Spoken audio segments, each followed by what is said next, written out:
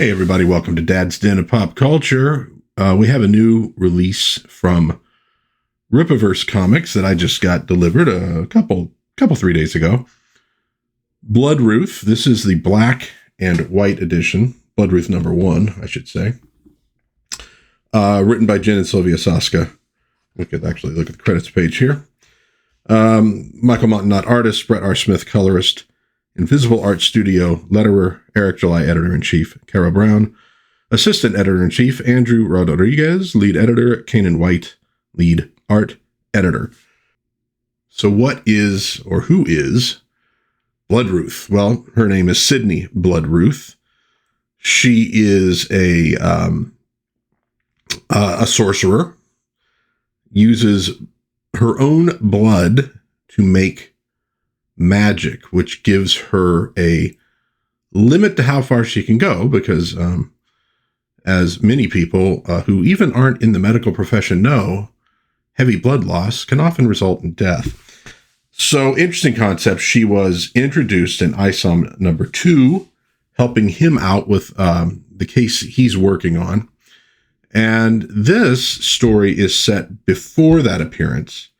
And it sort of fills you in on who she is, where she comes from, etc. So we'll look at a few pages. This is going to be spoiler-free. So we're not going to go through the whole book or anything like that. And I'm going to try not to let anything, slip, because obviously people are still receiving these, and hopefully some other folks will order here in the future. I should mention black and white covered by Deborah Carita, who's done the art on Yaira. So let's look a little bit. We got a ad there for the Isom statue. Okay. So we start off with the Bible, with Cain and Abel. And this is setting the groundwork for not just who Sydnee Bloodruth is, or who her family is, but it's also setting up another element of the Rippaverse, just as with with Isom. We learn about the Accepts. We learn about, we're going to have the Great War of Separation soon that'll fill in on the history of the universe a little bit, at least specifically around Texas. In Yaira, we kind of learn about where she comes from, aliens who sort of are maybe the source of, the ancient god legends of Earth. But here we're getting even a more biblical element in terms of God and the devil and the sons of Cain, who wore a mark, who were damned, etc. I like the art in this book. It works for the subject matter very well. There's some really stunning panels in it. There are a few times where, with the kind of detail, some of the panels almost seem like they're too small. Now, obviously, that's how comic books work in this size. But I found myself a few times, and I remember I got 50-year-old eyes here, but there were a few times where I'm going, God, I wish this was like one of those big Marvel Treasury editions, or like those Savage Sword of Conan's, and I could see the art blown up a little bit, because there's a lot of cool stuff there. And once in a while, there were a few panels where I'm going, okay, am I missing something?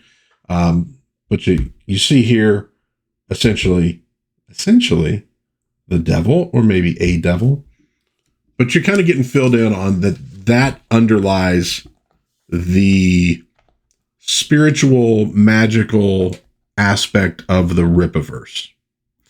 And so it goes into a battle between Sydnee Bloodruth and vampires, or as they refer to them collectively in the book as hellions.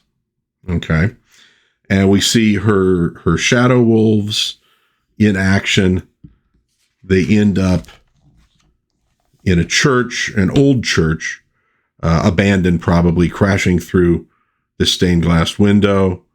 And she manages to walk away from this, but we do have a new character introduced who I will not go into, but she is going to be important. And they do lay the groundwork here, obviously, for future stories. And here we see her dragon that we saw, I believe it was in Isom too. You're going to get a lot on her family because that's important to the story. The bloodline of people who are essentially cursed from Cain on down. So bloodline and family are important in this, and that's something I have noticed that we get in a lot of the Rippaverse books. Isom's family, the Horseman's family, Yaira, obviously, her family plays a big role. And, the one thing I remember coming from Yaira was, she's essentially immortal. She appears in Viking times. You get to see her descendants as she watches her children and her grandchildren and great-grandchildren get old and die. But it made me think, oh, is she sort of the mother of Accepts? Is that going to be revealed at some point? Perhaps. But so family, ties, bloodlines, etc. show up quite a lot in the Rippaverse, and definitely in this book. Now, ultimately, and here we see a picture of her family. Now, ultimately, she's going to come into contact with a fellow that we know named Goodyng, and he's going to draw her into a case that he's working on that is going to involve Copper and Ranashi, who have shown up elsewhere, and I know they're very popular with the Soska sisters who wrote this. And so you do get a couple, there's a couple appearances in here that are sort of Easter eggs, but you also get some appearances of characters that's more substantial. And obviously those two wicked characters come into it, and we kind of see,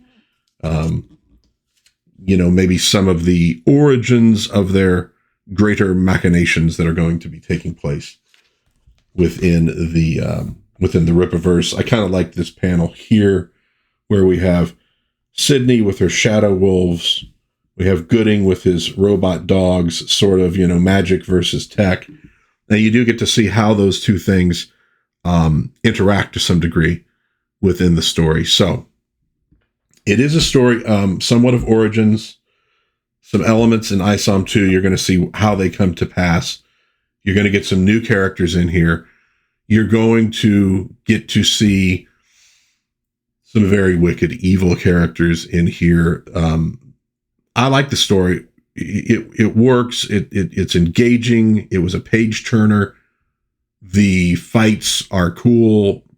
She has to think her way through them because of the limitations of her particular kind of magic. So she's not able to just be full power all the time. She starts getting weaker. And in this one, as she's getting weaker, the challenges are getting more dire. Now, Eric brought up in a video a choice that was made with a particular set of panels in the book. Now, some have said, well, it's because they screwed up and they got the page dynamic wrong. I don't think that's the case. With the limited book creation that I've done, you always get a proof and you can check that stuff out. And there were times where I did and went, oh, crap. I need to have these two, like a map would be on 2 pages and I'd fix it. I do think he was telling the truth when he said he was going for something, a cinema feel of a big reveal. And maybe it didn't work. And in my opinion, it didn't work. I think it would have been much more effective to turn the page and have the double page spread. Who knows, maybe at some point there can be sort of a, it'd be cool as a reprint in a larger size. So you can really get into this artwork and change it for that. So you do get that double page. Maybe they'll do that someday in the future. But overall, happy with this one. Now it has the element of horror to it. So there are there's shades in this book of, Blade. There's shades of Son of Satan, of that kind of stuff. And the black and white art. This is why I went for the black and white art, because some classic Marvel mags from back in the day in the horror genre. Well, not just Marvel, but other companies too, that went black and white. So I wanted to see what this would look like in the black and white format. But you get those kind of vibes, but it's still obviously within a super heroic universe. And that's why I say reminiscent, say, of like a Son of Satan character who is, has that spiritual, demonology kind of aspect, but is still interacting with characters like the Hulk and the Silver Surfer. But I think they do a good job of laying the groundwork for how that stuff's going to work here. You learn a lot. There's world building. It's that kind of thing. We'll go one more page because we do get to see what is it, Lillian Renashi and is it Michael Copper, I think. At any rate, so it draws it into the wider universe, lays some groundwork for future stories. I liked it. I'm not always mega into horror. I pick and choose. So I wasn't sure like how much I'd like this book, but I was very happy with it. I was very happy with it, with the story, with the characterizations, and with the art. So as much as at one point I was like, well, maybe Bloodruth will be the one that I skip. I don't know if I'm going to collect every single Rippa book, Yeah, you wonder about that stuff. With Bloodruth #1, yeah, I'm probably going to pick up a Bloodruth #2 and see where the character goes. I did really dig it. So let's leave the preview at that. As I said, we're going spoiler free. I want people out there to enjoy the book if they are only now receiving it. And I want maybe folks who haven't bought it to see this and think, well, maybe I'll give it a shot. It is a cool book. I enjoyed it. If you have this book and have some thoughts on it, I'd love to hear that in the comments. If you have any questions, I'd be happy to answer those as well. Again, spoiler free. So if you're asking for details of the story, I might not answer those questions, or I might answer them very vaguely or maybe cryptically. Yeah, maybe in a secret code or a riddle. That would be cool. Yeah, I have time to do that. So anyways, but let me know in the comments if you enjoyed this little peek at Bloodruth #1. Please think about giving the video a like on YouTube, and maybe think of subscribing to the channel. I cover a lot of comic book stuff, as well as movies, TV, toys, books, like actual, books with without pictures, and other pop culture type things. I post videos on Monday, Wednesday, and Saturday, and sometimes a live stream on Sunday where I talk about new things that are coming out or any random thoughts that have popped into my head. So you might want to subscribe, share with a friend. That would be very, very groovy. In the meantime, God bless everybody. Please be kind to one another. Have a little bit of fun out there. Check out Bloodruth #1 from Rippaverse Comics. And I will hopefully see you again soon in Dad's Den of Pop Culture. Bye-bye.